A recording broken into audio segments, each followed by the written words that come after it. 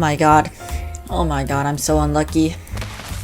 I just recorded a whole 8-minute video of me explaining how to control recoil twice, right? The first time, I was just rehearsing because I was so nervous. Second time, I was ready, I was prepared. I put all my energy into that one take. My mic was muted. Sucks. But, I mean, I guess third time's the charm. So, welcome. Today, I'll be talking about in-depth controller settings and controller recoil. Recoil, okay? So first, I'll start off with settings. Oh my god, I couldn't one-click that guy. Imagine not being able to one-click a ball. Alright, there we go. Now let's go to our controller settings. So, I'll introduce my settings right here. Actually, before that, I'll give my recommendations on these number settings, because I know a handful of you guys play on the number settings. So if you guys play on number settings, keep your look sensitivity 5.4 or 4.4. 3.4 is good, or 4.3 is good. Anything around the 3 to 5 or 3 to 5 range. If you go like, I don't really know because I don't play on number settings, but I think most pros play on 6 to 3. I've never really seen someone playing 7.7 or something like that.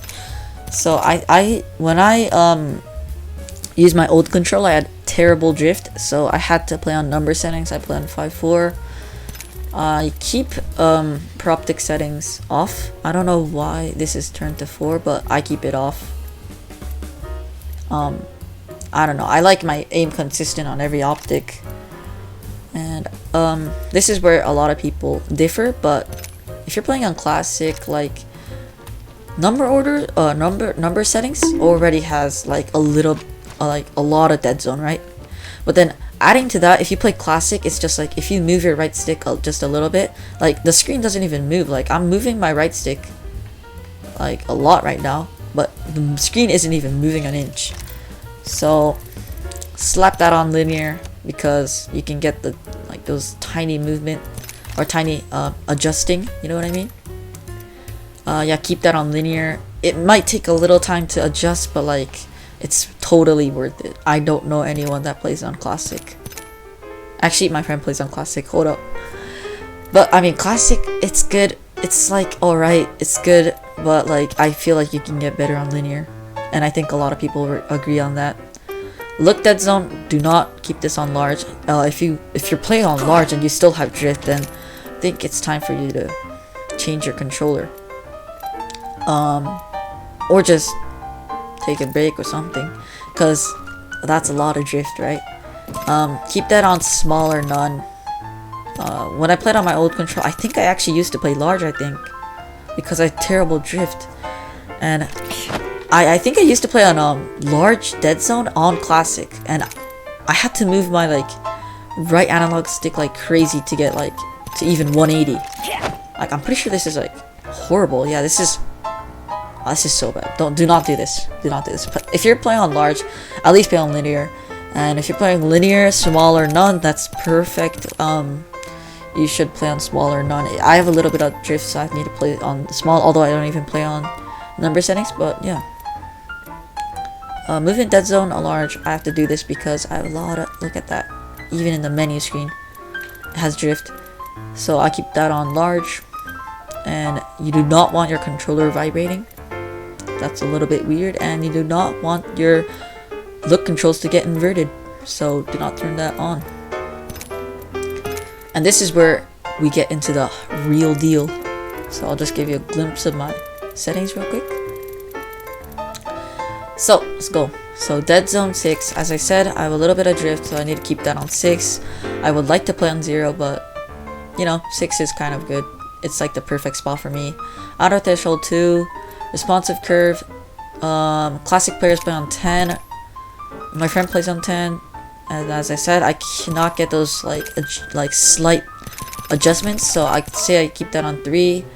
Try to keep this around 1 to 3. I'll demonstrate you what happens when you play on like 28, okay?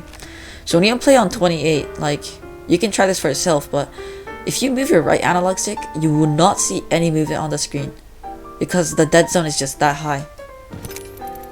So keep that on 3 so you can get those micro adjustments, especially aiming at a target. You can track them really easily. I had a question of how to track far enemies, and I think linear is the problem for everything, although it takes a lot of time to adjust. If you were playing on classic before that, it's totally worth it. And oops, I plan 430. Do not turn extra yaw on. I can demonstrate you again what this does. If you're playing on 240 extra yaw, extra pitch, that's just terrible. Like if my yaw speed, pitch speed was 100, so basically what this does is when I'm looking around, the boost will just kick in. So like when I'm looking around, my look sensitivity will just accelerate like crazy.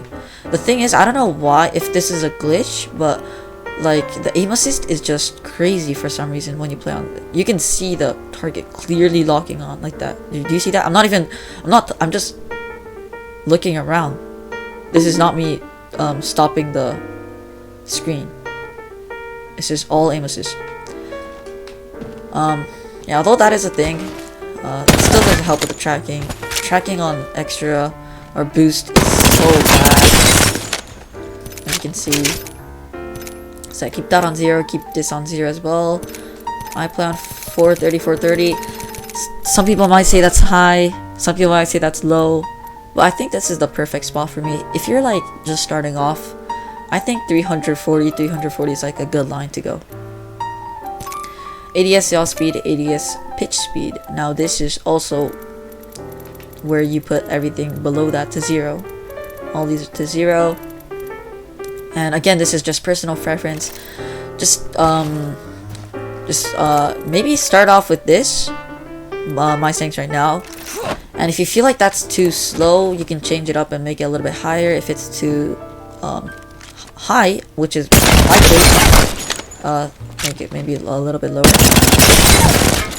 But I'm pretty sure this is pretty solid settings, honestly. And you want to keep that aim assist on. I don't know when you're gonna use melee aim assist, but you know, might as well. And after you got your settings down, this is where you just start practicing. Oh my god, okay, lag spikes. This is where you just keep on practicing like this. You just sit in the range, maybe for like 10 minutes a day. Start killing these dummies. Okay, that was bad. You can also try to like track those, although I can't with the R9. Yep, that's pretty much it. And if you have the money, which I'm not like trying to like force anyone to buy these, but control freaks are like a very good option to get better aim.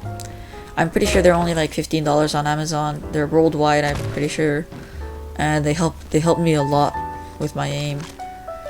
They might be uncomfortable at first, but like they're really good for your aim. Just practice, and if you find a gun really hard to control the recoil, instead of trying to like learn the recoil pattern, I'll put the recoil pattern of the R9 on the left of the screen. If you find this a little bit too complicated, maybe just try the other way, which is strafing while you aim. So flatline recoil, for example, is pretty hard, but if you just strafe to the right and left, the recoil gets reduced significantly, as you can see. It's much easier to aim like this. Oh, this is all you need to do. Just strafe to the right and left. That's pretty much it, and thank you.